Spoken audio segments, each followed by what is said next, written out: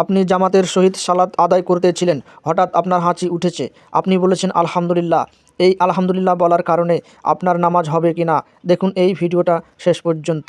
জামাতে নামাজে হাঁচি আসছে, আলহামদুলিল্লাহ পড়ে ফেলছি।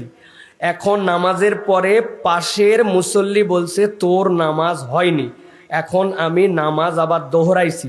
আসলে আলহামদুলিল্লাহ বললে কি নামাজ ভেঙে যায়? প্রিয় ভাইরা, প্রথম কথা হচ্ছে যে আমরা তো হাঁচি ফেললে আলহামদুলিল্লাহ বলি।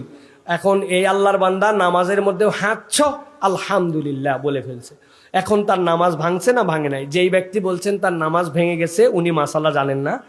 আলহামদুলিল্লাহ বললে নামাজ তার ভাঙে নাই, কিন্তু আলহামদুলিল্লাহ বলা তার দায়িত্ব না, বা এটা অ্যাভয়েড করবে, কিন্তু সে ভুলে প্র্যাকটিসের কারণে রেগুলার বলে ফেলছে, তার নামাজ ভাঙবে না, তার নামাজ দোহরাতে হবে না। এখন যেটা দোহরায় ফেলছেন যে কোনো একটা আল্লাহ নফল হিসাবে লিখে নিচ্ছে, আজকে মাসালা জানছেন, কিন্তু এর মানে এই না যে আপনার হাঁচি আসলে আপনি আলহামদুলিল্লাহ বলে ফেলবেন, তাহলে কিন্তু এটা ভুল হবে। কিন্তু ভুলে বলে ফেললে নামাজ ভাঙে নাই। কিন্তু আরেকটা ক্ষেত্রে নামাজ ভেঙে যাবে, আপনি হাঁচছ আলহামদুলিল্লাহ, পাশের জন আবার বলছে ইয়ার হামুক আল্লাহ নামাজের মধ্যেই, তাহলে এই ইয়ার হামুক আল্লাহ যে বলবে তার কিন্তু নামাজ ভেঙে যাবে।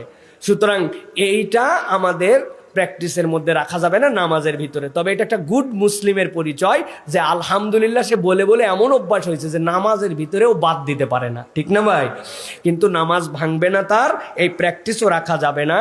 আশা করা যায় আপনার উত্তর পেয়েছেন।